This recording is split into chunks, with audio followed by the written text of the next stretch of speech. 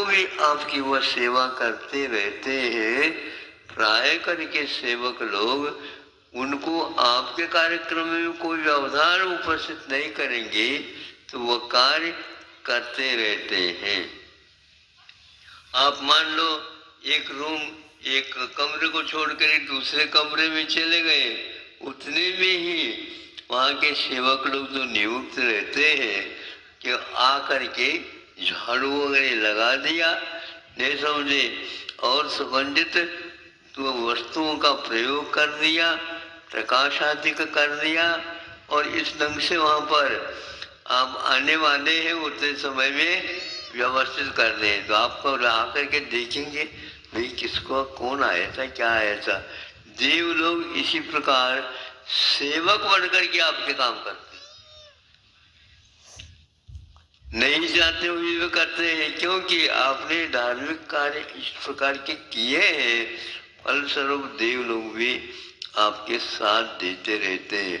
इसलिए देवों को आह्वान करने की कोई आवश्यकता नहीं है, किंतु आपके साथ रहते हैं।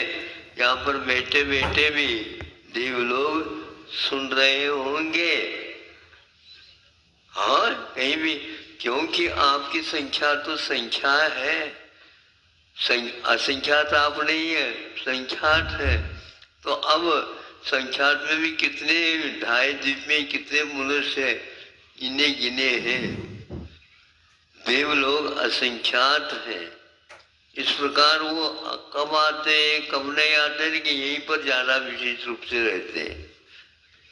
मध्य लोग उनका भवनत्व का ही है, और ऊपर वाले गुप्त रूप से आते हैं लेकिन आपके काम में नहीं आते, लेकिन फिर भी आप लोगों के लिए सहयोग उनका मिलता है।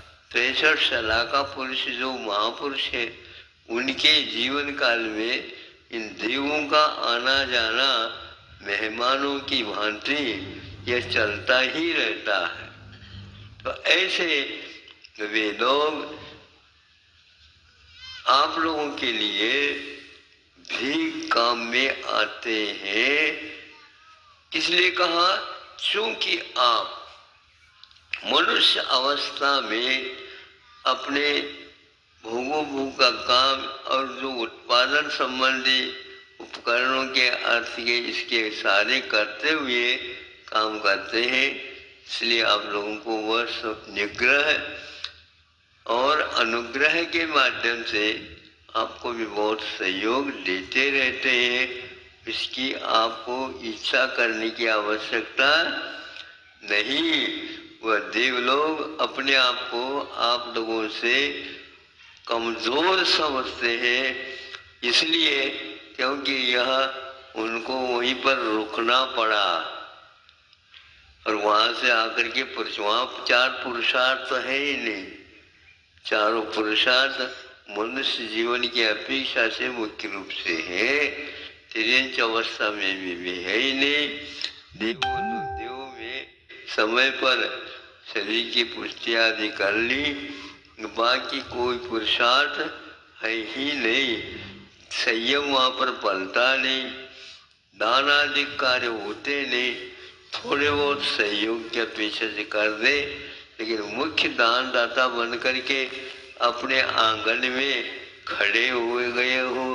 कोई भी एक पात्र आ जाए, सभी दाता के रूप में खड़े हो जाएंगे, लेकिन कोई पात्र झांकेगा भी नहीं वहां पर। क्यों नहीं झांकेगा बताओ? देव यदि आपसे श्रेष्ठ होते तो आप जैसे वो भी आवश्यक पालन कर ले, नहीं हो सकते। वो तो केवल आपके यहाँ कंवर साहब आ जाता है ना, कभी कभी नहीं आता, आता है, काम धंधा करता है।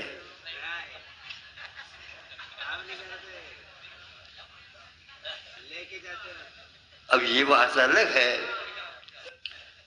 घर के ही कंवर साहब हो गए तो फिर तो उठो कंवर साहब, हाथ में ले लो खुरपा, किसान हो तो, नहीं है तो दुकान चलो, आड़त का चलो, अब काम में लो और भोजन के लिए चलो उठो, और कुछ बनाओ तो सहयोग दे दो तो बनाओ, ये सारा सारा चल जाता है। इसलिए तो वे देव लोग आपके घर के मेंबर नहीं बन सकते, लेकिन आप लोग उनसे भी ऊपर उठे हैं, ये वो महसूस करते हैं।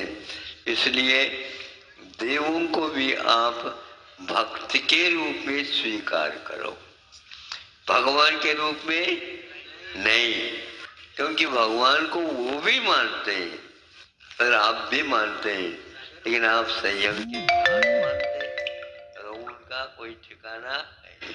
वह रात और दिन कभी भी भूख लग गई तो वह उसका निवारण कर लिया, लेकिन आपको भूख लग गई, अभी 5 घंटे है रात, नियम लिया हुआ है, संकल्प लिया हुआ, अभी कुछ नहीं करना, अभी अनंत से दर्शन करो, फिर बाद में दिनकर उदय में आएगा तो उस समय आप बना करके या और कोई बनाएगा घर का सदस्य, वह आप ले सकते हो। इस प्रकार आपका संयम के साथ विषयों का ग्रहण होता है। इसलिए देवलोग आपको आपकी अपेक्षा से श्रेष्ठ मानते हैं, स्वयं की अपेक्षा से श्रेष्ठ मानते हैं। इसलिए श्रेष्ठ व्यक्ति का कर्तव्य होता है, वह नीचे इस अपेक्षा से यदि है, संयम मार्ग से अछूते हैं, उनके लिए जाना आप देख रेख करने की कोई आवश्यकता नहीं। वास्तविक दृष्टि से, कायिक दृष्टि से, निरूपता की दृष्टि आदि आदि रखते हैं तो उनके पास सारी सामग्री है। यहाँ पर 6 घंटे 12 घंटे तो दिन के हैं, 12 घंटे तो वहाँ पर सोना तक नहीं है, इतनी व्यस्त वो विषयों में रहते हैं। इसलिए देवलोग वे आप लोगों की सेवा के लिए तत्पर होते हैं, यहाँ आते रहते हैं, जाते रहते हैं। इसीलिए फिर उनके आह्वान करने की, उनको बुलाने की कोई आवश्यकता नहीं, बल्कि निदान कभी भी नहीं करना। हमारे लिए कोई सहयोग दे दे, ये भाव रखना अपने लिए कमी कमजोरी का पहचान है। इस कमजोरी के कारण दिनों दिन कमजोरी एक बार आती है तो बढ़ती चली जाती है। इसलिए उसको आप कह दो कि आपकी कोई आवश्यकता नहीं, भले थोड़े से किसक कसिक करके काम कर ले, लेकिन हम तो दूसरे से काम नहीं करवाना चाहते हैं।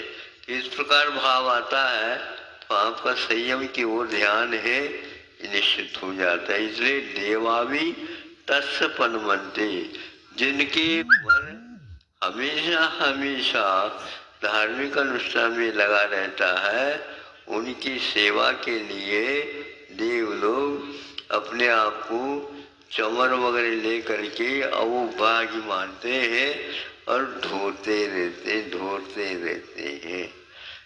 इस प्रकार आप लोगों को देवों की अपेक्षा से मनुष्य जीवन को श्रेष्ठ माना है, यह आगम से सिद्ध है। अहिंसा परमो धर्म, अहिंसा परमो धर्म की आचार्य गुरुवर श्री कुंड भगवान की। रोज आचार्य श्री के प्रवचन सुनने के लिए चैनल को लाइक और सब्सक्राइब जरूर करें। जय जिनेंद्र सभी को।